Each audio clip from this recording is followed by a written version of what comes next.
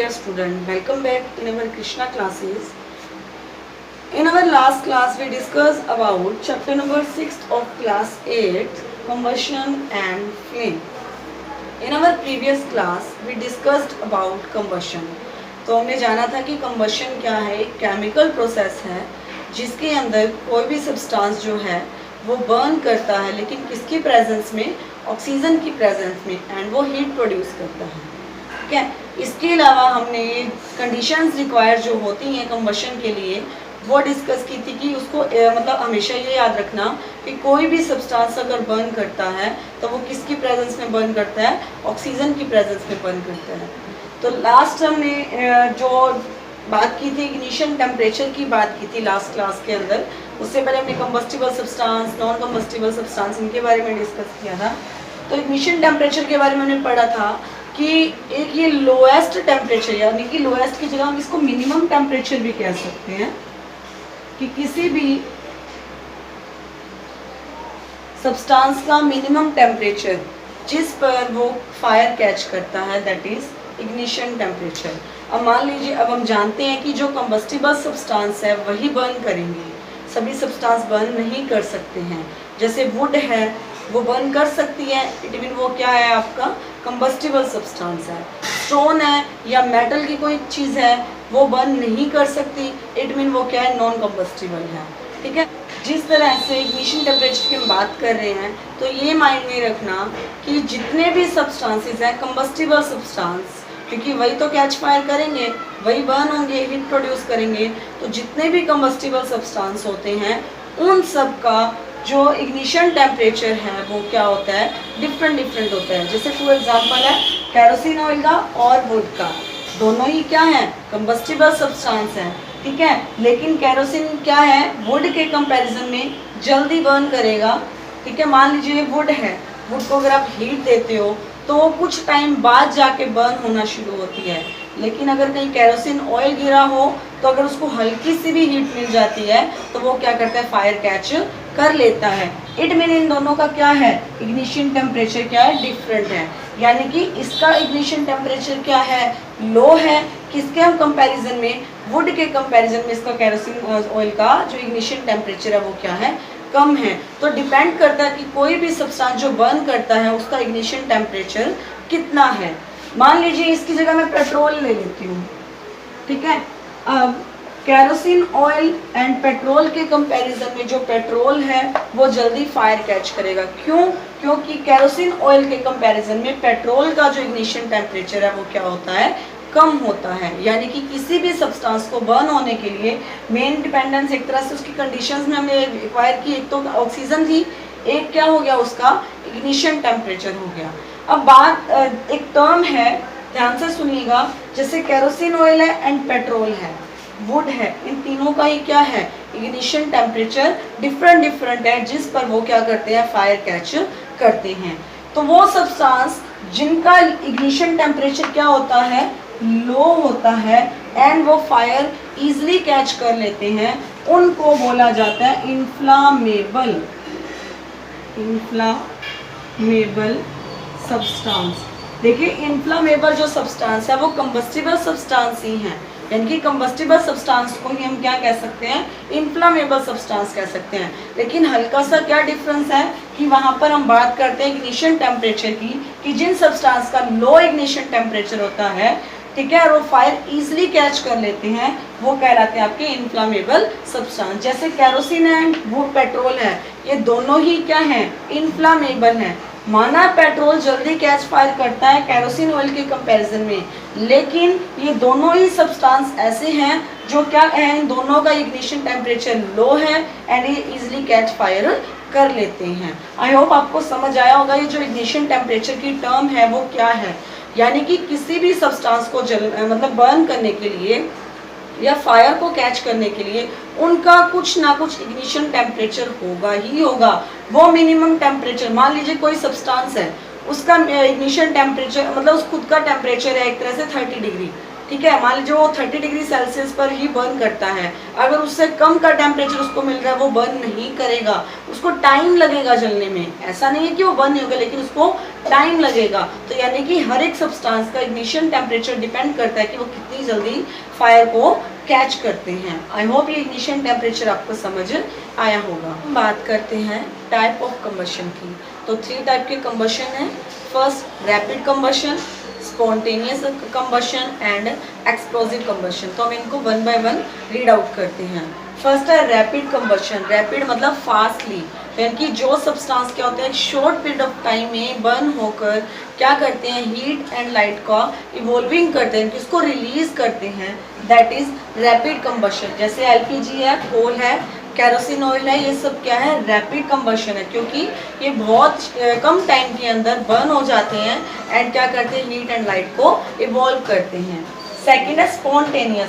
Spontaneous means अपने आप, यानी कि उसको किसी तरह की हीट देने की नीड नहीं होती है, वो खुद ब खुद क्या होते हैं, जल जाते हैं, बर्न हो जाते हैं। It is combustion that occur at room temperature, यानी कि जो सब्सटेंस या फिर जो कंबशन रूम टेम्परेचर पर होता है, एट इट्स ओन, यानी कि उसका खुद का जो रूम टेम्परेचर होगा सब्सटेंस का, उसी पर बर्न होते हैं, वो होता है स्पॉन्टेनियस। ये ध्यान रखिएगा, स्पॉन्टेनियस मीन्स अपने आप। जैसे कि येलो फास्फोरस बर्न, आपने एक एग्जांपल सुना होगा कई बार, फॉरेस्ट के अंदर जो ट्रीज है वो फायर कैच कर लेते हैं, आपने आप सुना होगा आपने ऐसा। तो इसका रीज़न क्या होता है, वहाँ मतलब जो लीव्स ड्राई होती हैं वो आपस में रब होती हैं, तो फ्रिक्शन की वजह से उनमें या फिर कुछ लाइटनिंग की वजह से क्या होता है, वो बर्न होने लगती हैं। अगर आपके पास एक हीप है, ड्राई लीव्स का एक हीप है, वेट लीव्स का, तो आपको जो ड्राई लीव्स है ना उसको बर्न करना ईजी होगा इसके कंपैरिजन में सॉरी किसके कंपैरिजन में, वेट लीव्स वाला जो हीप है, क्योंकि जो वेट लीव्स वाला हीप है वो लीव्स में वाटर होने की वजह से उस इग्निशन टेम्परेचर उसको बढ़ा देता है, लेकिन ड्राई लीव्स है उसमें वाटर प्रेजेंट नहीं है, तो जिस वजह से उसका इग्निशन टेम्परेचर वेट वाले के कंपैरिजन में क्या होता है, कम होता है। तो स्पॉन्टेनियस मतलब अपने आप एक तरह से। नेक्स्ट है एक्सप्लोसिव कंबशन। जिस तरह से रैपिड में क्या था, बहुत कम टाइम पीरियड ऑफ टाइम के अंदर हीट एंड लाइट इवॉल्व होती है, लेकिन उसके कंपैरिजन में कहीं ज़्यादा जो एक आपका एक्सप्लोसिव कंबशन होता है वो बहुत ज़्यादा फास्ट होता है, एक्सट्रीमली फास्ट होता है। इस कंबशन के अंदर क्या होता है कि बहुत हीट एंड लाइट तो प्रोड्यूस होती है, वो तो रिलीज होती है, उसके साथ साथ लाउड साउंड भी क्या होती है, रिलीज होती है। इसका एग्जांपल आप ले सकते हो क्रैकर्स में। आपने देखा होगा दिवाली पे डिफरेंट टाइप के क्रैकर्स बच्चे बर्न करते हैं, ब्लो करते हैं, तो उनकी डिफरेंट टाइप की, ठीक है, उसमें से हीट एंड लाइट तो इवॉल्व हो रही है, लेकिन उसके अंदर एक लाउड साउंड भी देन क्या होती है, रिलीज होती है। तो यह क्रैकर्स किसका एग्जांपल हो गया, एक्सप्लोजिव का।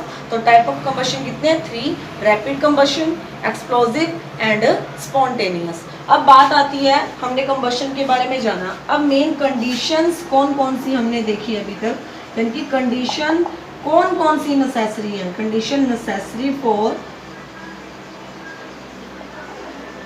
कंबशन। सबसे पहले हमने जाना कि क्या है, एयर यानी कि ऑक्सीजन की प्रेजेंस में ही क्या है, सब्सटेंस बर्न करते हैं। सेकंड थिंग कि वो सब्सटेंस कंबस्टिबल होना चाहिए, यानी कि अगर कुछ सब्सटेंस अगर बर्न करने वाला होगा तभी तो वो कंबशन की प्रोसेस होगी, अदरवाइज प्रोसेस होगी ही नहीं। तो combustible substance, air and last ignition temperature, क्योंकि इग्निशन टेम्परेचर नीड है, यानी कि जरूरत तो इन तीनों चीज़ों की है, अगर इग्निशन टेम्परेचर ये नहीं है तो क्या फ़ायदा। तो यानी कि combustible substance, air and ignition temperature, दो तीनों चीज़ों की ही क्या होती है, नीड होती है कंबशन के लिए। आई होप आपको जो कंबशन वाला टॉपिक है वो अच्छे से समझ आया होगा कि कंबशन क्या है, कंबस्टिबल सब्सटेंस क्या है, नॉन कंबस्टिबल क्या है, टाइप ऑफ कंबशन क्या है, इग्निशन टेम्परेचर क्या है, तो ये सब आपको अच्छे से समझ आया होगा। अब हम बात करते हैं नेक्स्ट टॉपिक की, how we can control fire. जिस तरह से हमने अभी देखा कि कंबशन के लिए एयर, फ्यूल, एक तरह से इनकी सब्सटेंस की, कंबस्टिबल सब्सटेंस की और इग्निशन टेम्परेचर, इन चीज़ों की नीड होती है। ठीक है, अगर इन तीनों चीज़ों में से किसी भी एक चीज़ को, जैसे फ्यूल को या फिर एयर की सप्लाई को कट ऑफ कर दिया जाए, तो हम फायर को कंट्रोल कर सकते हैं। तो हम जानेंगे कि किस तरह से हम फायर को कंट्रोल कर सकते हैं, कौन कौन से मेथड्स हम यूज़ करते हैं। तो वो क्या है, सबसे पहले मेथड है यूजिंग वाटर। यूजिंग वाटर, क्या वाटर जो है क्या वो मोस्ट कॉमनली फायर एक्सटिंग्विशर है, कि इसको आग को रोक सकता है। यानी कि वो आपने देखा होगा, मान लो किसी जगह पर आग लग जाती है तो फायर ब्रिगेड की जो गाड़ियाँ होती हैं वो जाती हैं, तो उनके पास एक मतलब काफ़ी मोटी एक पाइप, होस पाइप होती है, जिससे वो क्या करते हैं, वाटर की सप्लाई करते हैं। तो क्या होता है, वाटर की सप्लाई करने पर वाटर क्या होता है, नॉन कम्बस्टिबल सब्सटेंस, ये ध्यान रखना। वाटर क्या है, नॉन कम्बस्टिबल सब्सटेंस है। तो ये क्या करता है, उसको सप्लाई, जो सप्लाई है क्या है, उसकी कट कर देता है, चाहे एयर की कह लीजिए, या फिर उसके इग्निशन टेम्परेचर को कम कर देता है। वाटर क्या करता है, देखो वाटर के अंदर माना ऑक्सीजन प्रेजेंट होती है, लेकिन वाटर क्या है, यहाँ पे हम नॉन कम्बस्टिबल सब्सटेंस है, क्योंकि वो फायर कैच नहीं करता है। जब उसकी काफ़ी अमाउंट एक साथ वाटर की जाती है तो वो क्या होता है, जो भी सब्सटेंस है उसके इग्निशन टेम्परेचर को क्या कर देता है, कम कर देता है, जिससे हम क्या कर सकते हैं, फायर को कंट्रोल कर सकते हैं। लेकिन एक चीज़ याद रखिएगा, अगर वो जो फायर है या तो वो कुछ इलेक्ट्रिकल इक्विपमेंट की वजह से लगी है, या फिर आपकी केरोसिनोल या फिर पेट्रोल की वजह से है, तो उस टाइम पर हमें वाटर का यूज़ नहीं करना चाहिए। क्योंकि अब अगर हम एक इलेक्ट्रिकल इक्विपमेंट्स की वजह से अगर फायर हुई है, मतलब आग लगी हुई है, उस पर हम क्या करेंगे, अगर वाटर हम सप्लाई करते हैं तो हम जानते हैं वाटर क्या है, कंडक्टर है। ठीक है, तो इजी इलेक्ट्रिसिटी को क्या करता है, कंडक्ट कर सकता है, तो जिससे हमें करंट भी आ सकता है। सेकंड थिंग, जो ये अगर हम उस पर इलेक्ट्रिकल इक्विपमेंट्स की वजह से जो फायर है उस पर अगर हम वाटर की सप्लाई करते हैं तो क्या होता है, एक तो क्या है कि उसमें साथ साथ तो जो आपका वाटर है वो क्या है, कंडक्टर है, साथ साथ वाटर के अंदर डिफरेंट टाइप के सॉल्ट भी प्रेजेंट होते हैं, जिस वजह से क्या होता है, वो आग बढ़ सकती है कम होने की बजाय। ठीक है, इसके साथ साथ वाटर का आपने यूज़ वहाँ भी नहीं करना जहाँ एलपीजी या फिर केरोसिन ऑयल की वजह से आग लगी, क्योंकि आप सब जानते हो कि जो ऑयल है वो वाटर के कंपैरिजन में क्या होता है, हल्का होता है, वाटर हैवी होता है। तो आप सब जानते हो वाटर के ऊपर फ्लोट करता है, ऑयल की लेयर बन जाती है। तो मान लीजिए हमने उस पर वाटर सप्लाई की, तो वाटर तो हैवी होने की वजह से नीचे बैठ जाएगा, लेकिन उसके ऊपर उसकी जो लेयर है ऑयल की वो फ्लोट करेगी एक तरह से, तो उससे कोई भी हमें फ़ायदा नहीं होगा। सेकेंड है फायर एक्सटिंग्विशर। हम फायर एक्सटिंग्विशर का यूज़ करके भी क्या कर सकते हैं, फायर को कंट्रोल कर सकते हैं। कार्बन डाइऑक्साइड इसका है यूज्ड इन फायर एक्सटिंग्विशर, यानी कि जो कार्बन डाइऑक्साइड है इसको हम बेस्ट एक्सटिंग्विशर मान सकते हैं, क्योंकि जो कार्बन डाइऑक्साइड होती है ये ऑक्सीजन के कंपैरिजन में काफ़ी हैवी होती है, जिससे वो सप्लाई जो है एयर की वो कट आउट हो जाएगी एंड हम फायर को कंट्रोल कर सकते हैं।